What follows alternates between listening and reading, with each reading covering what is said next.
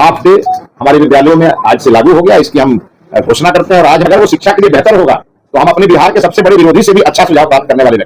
हम 9 और 10 को जो कार्यशाला करेंगे और 11 तारीख को हम प्रेस में ब्रीफ करेंगे कि हम लोगों ने पूरी कार्यशाला में कौन कौन से निर्णय लिए, बिहार की शिक्षा के उन्नयन के लिए हम लोगों ने क्या क्या निर्णय लिया। चलिए सभी मीडिया के साथियों को मेरी ओर से राम राम, जय श्री राम और हर हर महादेव। सावन का महीना चल रहा है, इससे हर हर महादेव। आप सभी जानते हैं कि अभी एक बहुप्रतीक्षित शिक्षा विभाग में स्थानांतरण चल रहे हैं, उसकी प्रक्रिया शुरू हो गई है और पिछले 29 जुलाई को हमारा पोर्टल खुला था, ई शिक्षा कोष का पोर्टल, और कल रात 12 बजे वो पोर्टल बंद कर दिया गया। जो हमारा पूरा जो ये सिस्टम है, जो हम लोगों ने कई चरणों में उसे घोषित किया था, उसमें पहला चरण का जो आवेदन था वो कल रात में 12 बजे बंद हो गया। हमें बताते हुए आपको खुशी हो रही है कि यह ट्रांसफर चूंकि ऐच्छिक ट्रांसफर था और सभी शिक्षकों ने लगभग 1,06,287 वैसे शिक्षकों को इसमें आवेदन करना था जो अपने जिस स्कूल में है वो स्वीकृत पद से अलग है, मतलब वो एक्स्ट्रा है। और इसी के कारण बिहार में एक समस्या लंबे समय से आ रही थी कि कहीं शिक्षकों का प्रभाव है और कहीं शिक्षकों का अभाव, और इसको लेकर के हमने समानुपातीकरण करने का निर्णय लिया और उसके लिए हमने आवेदन मंगाए। हमें आपको बताते हुए बेहद खुशी हो रही है कि 73,151 शिक्षकों ने ऐच्छिक ट्रांसफर के आवेदन दिए। ये अपने आप में एक बहुत बड़ी उपलब्धि है। किसी पर कोई प्रेशर नहीं, सभी लोगों ने अपने विभाग को के डायरेक्शन का पालन करते हुए और अपने सुविधा वाले स्थान जो हमारे नियम है, महिला को उनके पंचायत के बगल में और पुरुष को उनके ब्लॉक के बगल में, और एक बात स्पष्ट है कि सभी शिक्षक अपने जिलों में, और हर शिक्षक का जिला कैडर इस बार तय हो जाएगा, वो वहीं से रिटायर करेंगे और यह ट्रांसफर हर 5 साल पे होगा। इसीलिए नाते ये पूरी पारदर्शी व्यवस्था के तहत हम लोगों ने 1,06,287 शिक्षकों से आवेदन मांगे थे ऑनलाइन, जिसमें हमारे पास 73,151 शिक्षकों ने स्वतः आवेदन किए। अब उनके ट्रांसफर की प्रक्रिया शुरू होगी। उन्होंने अपने ऑप्शन भी दिए हैं विभाग के पास, वो पूरे डिटेल हमारे रविशंकर जी जो ई शिक्षा पोर्टल का ये पूरा प्रक्रिया ये देख रहे हैं, ये आपको ब्रीफ करेंगे। इसके साथ साथ मुझे आपको एक चीज और बतानी है कि लंबे समय से हमारे बिहार में कई शिक्षक नेता इसकी डिमांड कर रहे थे, कई शिक्षकों के भी हमारे पास आवेदन आ रहे थे, उनके तरफ से भी ये डिमांड थी। और माननीय मुख्यमंत्री जी ने अभी हाल ही में उन्होंने मुंगेर से इसके बारे में इशारा भी किया था, और आज भी विधानसभा में जब हमारा ये एआई का की कार्यशाला चल रही थी तो वहां भी माननीय मुख्यमंत्री जी ने मुझे इसके लिए कहा कि इसे आप कर दें। तो आज मैं आप सबके सामने ये घोषणा करता हूं कि आज ही हमने अभी फाइल पे ऑर्डर कर दिया है और वो नोटिफिकेशन निकलने की प्रक्रिया में वो फाइल आगे बढ़ गई है। मतलब अभी से 1 घंटे के अंदर शनिवार को हाफ डे होगा।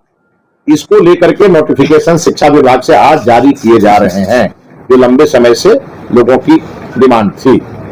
और इसके अलावे हाफ डे को लेकर के हमने निर्णय ले लिया, और इसके अलावे हमारा 2 दिनों का 9 एवं 10 अगस्त को पहली बार शायद ये हो रहा होगा बिहार में कि बिहार के लगभग 350 से 400 के बीच में हमारे जो ऑफिसर हैं, जो पूरे बिहार के शिक्षा विभाग के ऑफिसर हैं, जो जिला स्तर पर बैठते हैं, कुछ राज्य स्तर पर हमारे प्रमुख अधिकारी हैं, इनकी संख्या 350 से 400 के बीच में है। और इन लोगों की 2 दिवसीय चिंतन शिविर हमने बुलाई है। विधानसभा के अधिवेशन भवन में यह 9 तारीख को 9:30 बजे से शुरू होगा और 10 तारीख को यह संध्या में 7 बजे खत्म होगा।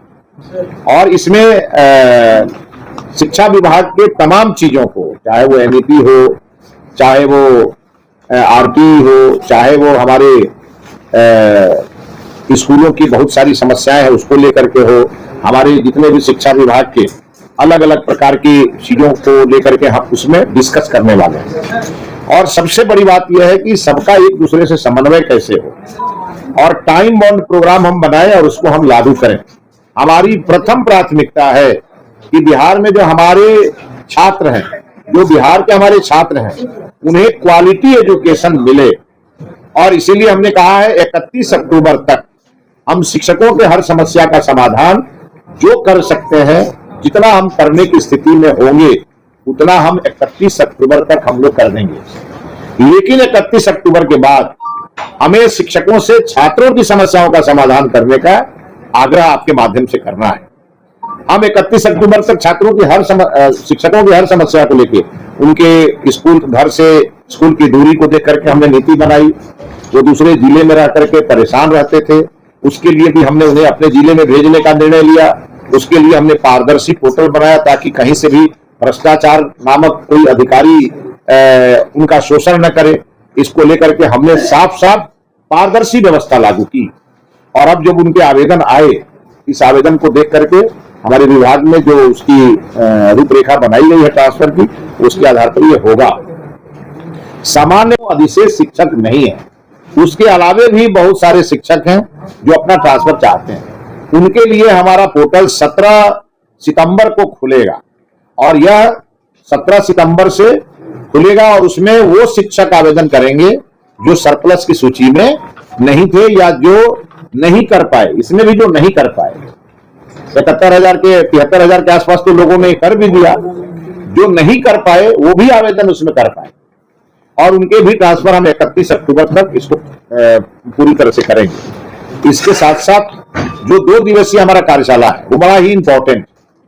कार्यशाला के बाद हम 9 और 10 को जो कार्यशाला करेंगे और 11 तारीख को हम प्रेस में ब्रीफ करेंगे आपको कि हम लोगों ने उस पूरी कार्यशाला में कौन कौन से निर्णय लिए, बिहार के शिक्षा के उन्नयन के लिए हम लोगों ने क्या क्या निर्णय लिया। और इसीलिए माननीय प्रधानमंत्री जी ने विकसित भारत की जो कल्पना की है और माननीय मुख्यमंत्री जी ने समृद्ध बिहार की कल्पना की और इन दोनों संकल्पों को सिद्धि तक पहुंचाने का सशक्त माध्यम है शिक्षा विभाग।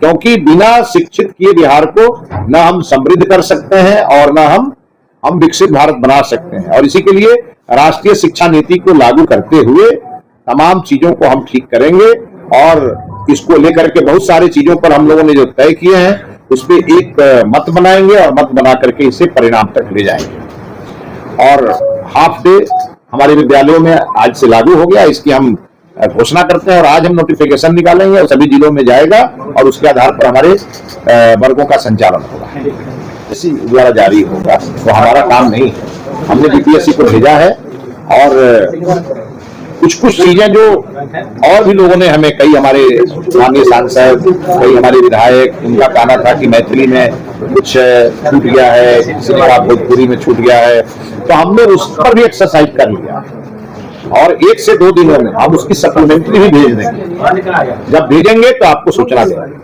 सर, एक महत्वपूर्ण सवाल ये है कि जो क्लास की अवधि होती है सुबह 10 से लेकर शाम के 4 बजे तक, इस दौरान ये देखा जाता है कि जो प्राइवेट इंस्टीट्यूट में एडमिशन लेते हैं, दूर दराज के कॉलेजों में और स्कूल में एडमिशन लेते हैं, वो पटना में, कोटा में पढ़ाई करते हैं। बीच में शिक्षा विभाग के एससीएस जो थे के पाठक, उन्होंने कड़ाई की तो बाद में इसका विरोध किया गया। सर, इस दिशा में कुछ करेंगे? क्योंकि सर जो दूर दराज की जो आपके स्कूल है वहाँ पे अटेंडेंस द्वारा कम है, इसको लेकर कुछ नहीं, आपको मैंने कहा ना कि बहुत सारे नवाचार हम लागू कर रहे हैं और एआई बेस्ड टेक्नोलॉजी पर भी हम आगे बढ़ रहे हैं।